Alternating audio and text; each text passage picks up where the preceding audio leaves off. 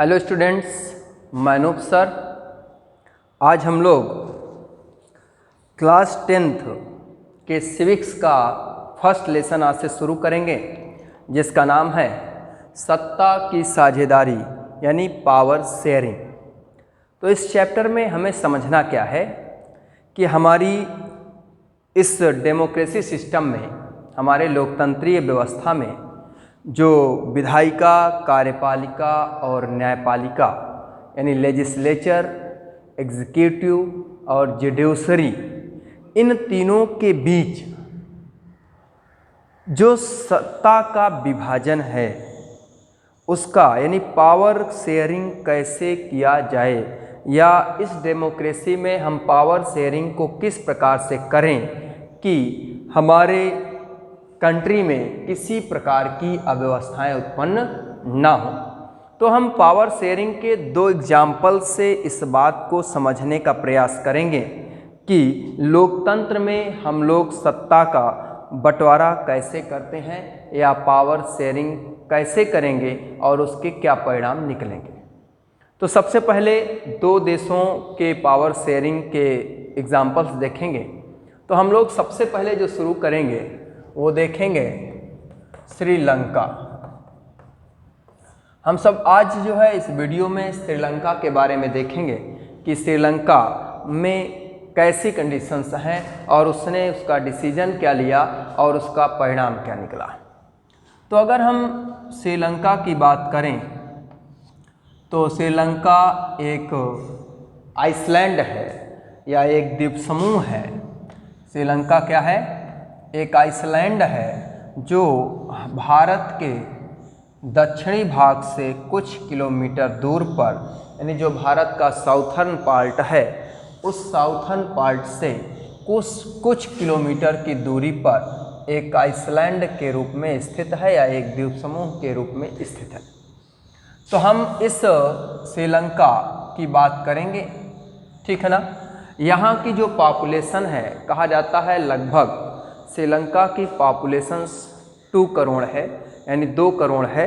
और वर्तमान में अगर हम अपने देश के हरियाणा की बात करें तो हरियाणा कंट्री के समथिंग यहाँ की पॉपुलेशन है, बराबर है, या यहाँ की जनसंख्या बराबर है। तो यहाँ पर कई प्रकार की कम्युनिटीज़ के लोग रहते हैं, ठीक है ना। यहाँ कई प्रकार के डिफरेंस हैं। तो पहले देखते हैं कि जो southern coast of Tamil Nadu, Bharat के साउथर्न कोस्ट, क्योंकि यहाँ पर अगर भारत का एक पार्ट देखें तो इसके साउथर्न कोस्ट पर श्रीलंका स्थित है।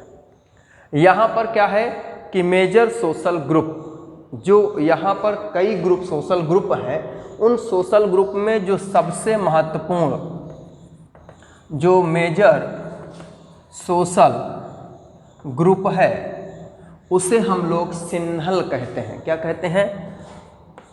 सिन्हल।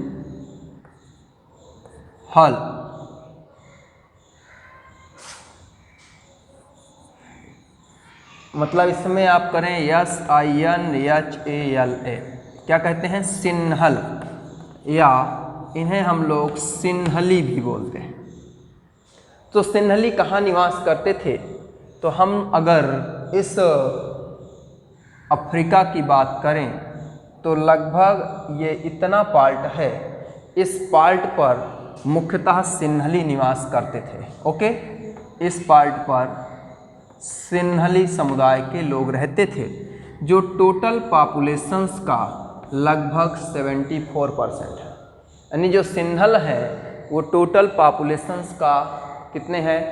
74% है। ये सिन्हली एक लैंग्वेज है, भाषा है, इस भाषा को बोलने वाले हैं, ठीक है ना। दूसरी बात करें तो दूसरी जो सोशल कम्युनिटीज़ है, सोशल ग्रुप है, वो है तमिल। यानी ऐसे जो तमिल लैंग्वेज का प्रयोग करते हैं या तमिल भाषा का प्रयोग करते हैं। तो ये जो पूरा पार्ट है, ठीक है ना, इस पूरे पार्ट पर, और इसके अलावा यहाँ पर हम लोग कुछ पार्ट देखेंगे। इस पार्ट पर तमिल लोग रहते हैं। तमिलों की कम्युनिटी का टोटल परसेंट कितना है? 18% लेकिन ये तमिल कम्युनिटीज़ दो प्रकार की हैं। कितने प्रकार की हैं? दो प्रकार की। पहली कहलाती हैं श्रीलंकन तमिल, श्रीलंकन तमिल, और दूसरे कहलाते हैं इंडियन तमिल। ठीक है ना? श्रीलंकन तमिल यानी कि जो मूल रूप से श्रीलंका में निवास करते थे, यानी तमिल लैंग्वेज को बोलने वाले ऐसे लोग जो मूल रूप से श्रीलंका में निवास करते हैं, उन्हें हम लोग श्रीलंकन तमिल कहते हैं। ठीक है ना? इंडियन तमिल की बात करें कि कॉलोनिज्म के समय जब उपनिवेशवाद यहाँ चल रहा था, उपनिवेशवाद के समय दक्षिण भारत के यानी तमिलनाडु के तमिल भाषा बोलने वाले लोगों को ले जाकर प्लांटेशन बागानों पर काम करने के लिए यहाँ से जिन तमिलों को ला के यहाँ बसाया गया, वो कहलाते हैं इंडियन तमिल।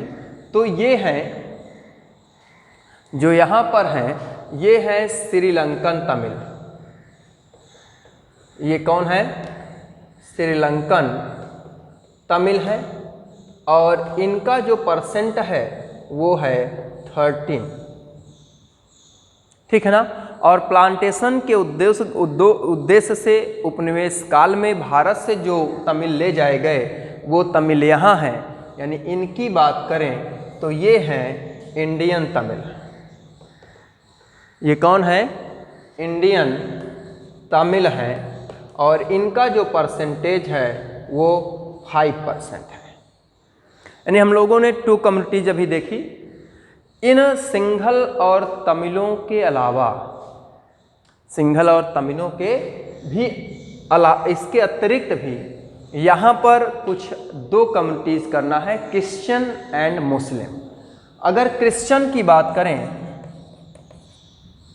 कि यहाँ पर क्रिश्चियन कितने हैं, तो क्रिश्चियन कम्युनिटीज़ का जो परसेंटेज है वो यहाँ 7% है। कितना? 7% क्रिश्चियन कम्युनिटीज़ के लोग यहाँ रहते थे या यहाँ पर थे।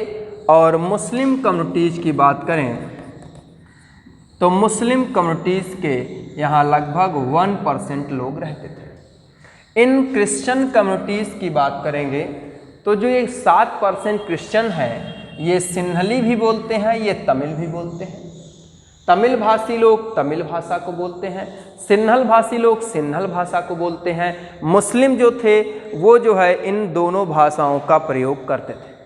ठीक है? तो इनकी बात करें तो ये दोनों भाषाओं का प्रयोग करते हैं। सिन्हल मेजॉरिटी है, सिन्हल भाषा का प्रयोग करते हैं, तमिल वाले तमिल भाषा का। इन कम्युनिटीज़ में अगर कहें, इन चारों कम्युनिटीज़ में, तो यहाँ पर मेजॉरिटी किसकी है? सिन्हलियों की है। यानी श्रीलंका में सिन्हली समुदाय के लोगों की मेजॉरिटी है। ठीक है ना? मतलब मेजॉरिटी मतलब बहुसंख्यक हैं, अधिक संख्या में ये लोग हैं। अब होता क्या है कि इस विभाजन में इस समय कुछ ऐसी परिस्थितियां शुरू होती हैं जिनके कारण इन सिंघल और तमिलों के बीच कुछ विवाद उत्पन्न होते हैं। तो इसको आगे देखते हैं। यहाँ से हम इसे हटाते हैं, इस पार्ट को। अब आपको ये समझना है, हम यहाँ पर थोड़ा सा आपको बता देते हैं। ये सिन्हली हैं, 74% हैं, 5% 13 हो गए। ठीक है ना? थोड़े थोड़े पार्टों में इस्लाम और क्रिश्चियन हैं जो 7% हैं, और कुछ भाग पर मुस्लिम कम्युनिटी के लोग हैं। यहाँ पर ऐसे कर दें तो इन्हें हम लोग 1% पे रखेंगे। ऐसा यहाँ की जो कम्युनिटी है वो ऐसे बटी हुई है इस लैंग्वेज के आधार पर। अब इसमें अगर कहें श्रीलंका को स्वतंत्रता कब प्राप्त होती है, तो 1948 में श्रीलंका एक इंडिपेंडेंट राष्ट्र के रूप में स्थापित होता है। कब? 1948 में श्रीलंका एक इंडिपेंडेंस कंट्री के रूप में स्थापित होता है। यानी श्रीलंका एक स्वतंत्र राष्ट्र बनता है। जब श्रीलंका स्वतंत्र राष्ट्र के रूप में स्थापित होता है तो यहाँ पर जो नेता चुने जाते हैं, जो चुनाव होते हैं, इलेक्शंस होते हैं, उन इलेक्शंस के थ्रू चुनकर जो नेता जाते हैं, जिन नेताओं का चुनाव होता है, उन नेताओं में सिन्हलियों की बहुलता होती है, सिन्हली समुदाय की बहुलता होती है। परिणामतः क्या होता है, लोकतांत्रिक रूप से निर्वाचित सरकार में भी, निर्वाचित लोकतांत्रिक तरीके से लोकतंत्र में निर्वाचित सरकार के प्रतिनिधियों ने भी क्या किया कि यहाँ पर बहुसंख्यक पस्ती को लागू करते हैं। ये बहुसंख्यकवाद कर दीजिए, बहुसंख्यकवाद को लागू करते हैं। यानी बहुसंख्यकवाद मतलब मेजोरिटेरियन, क्या करते हैं,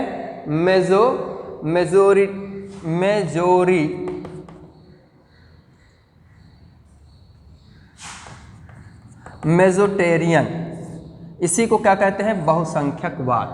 यानी मेजोरिटेरियन है क्या, बहुसंख्यक है क्या, कि यहाँ पर सिंहली समुदाय के लोग अधिक थे, इसलिए इन तमिलों की, इन क्रिश्चियंस की, इन मुस्लिम की अवहेलना कर दी गई, इनकी उपेक्षा कर दी गई, और ऐसे नियम कानून, ऐसे लॉ एंड ऑर्डर निर्मित किए गए जिनमें सिन्हलियों को प्रॉफिट दिया गया। ओनली सिन्हली कम्युनिटीज़ को ध्यान में रखकर कानूनों का निर्माण किया गया। कैसे होता है, तो इस बहुसंख्यक पस्ती के तहत 1956 ईस्वी में श्रीलंका का एक कानून बनाया जाता है, यानी कि एक लॉ निर्मित किया जाता है, एक कानून निर्मित किया जाता है, जिसमें 3 मोस्ट इम्पॉर्टेंट चेंजिंग की जाती है। 3, थोड़ा इधर से लेते हैं, 3 सबसे महत्वपूर्ण परिवर्तन किए जाते हैं। वो 3 इम्पॉर्टेंट परिवर्तन क्या हैं? पहली जो है, जो सिन्हली लैंग्वेज है उसे श्रीलंका की एकमात्र रीजनल ऑफिशियल लैंग्वेज घोषित की जाती है। यानी ये जो सिन्हल है, जो ये सिन्हल लैंग्वेज है, ये सिंहल लैंग्वेज को ऑफिशियल लैंग्वेज, एक ऑफिशियल लैंग्वेज घोषित की जाती है। यानी सिंहली को श्रीलंका की एक राजभाषा घोषित की जाती है, अन्य भाषाओं की उपेक्षा की जाती है। ओके। दूसरा काम क्या होता है कि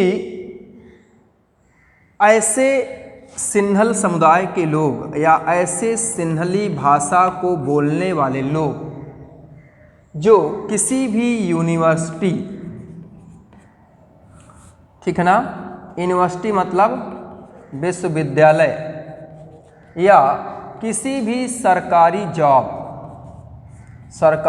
मतलब सरकारी नौकरी हेतु एप्लीकेशन डालता है, यानी इसके लिए आवेदन करता है, तो उसमें जो है इस सिन्हली भाषा के एप्लीकेंट को प्राथमिकता दी जाती थी, या सिंहली भाषा का जो एप्लीकेंट है उसे क्या किया जाएगा, उसे मतलब उसको प्राथमिकता या उसे फेवरेबल किया जाएगा, उसको प्राथमिकता दी जाएगी।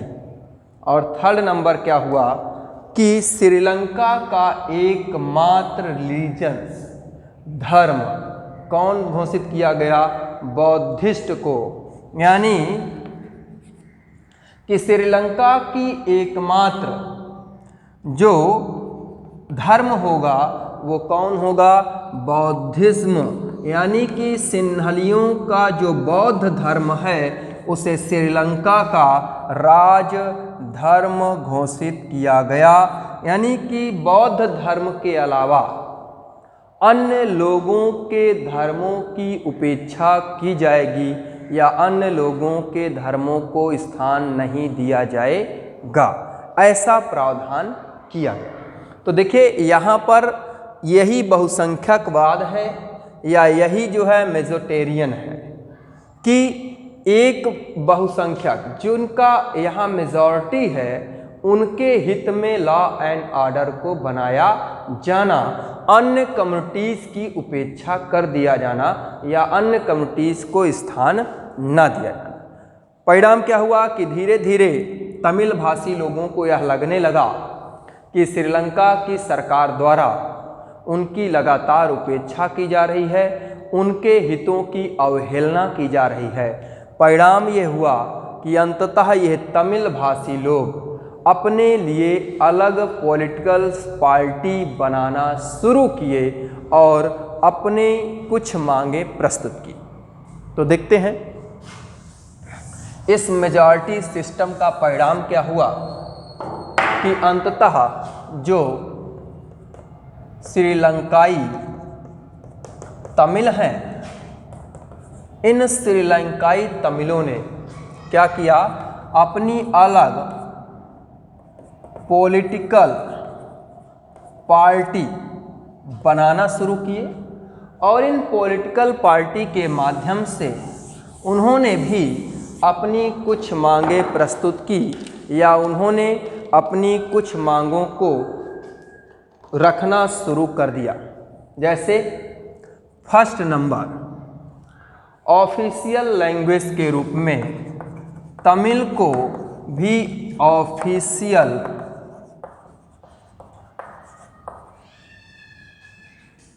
लैंग्वेज घोषित किया जाए या इसे भी राजभाषा बनाया जाए।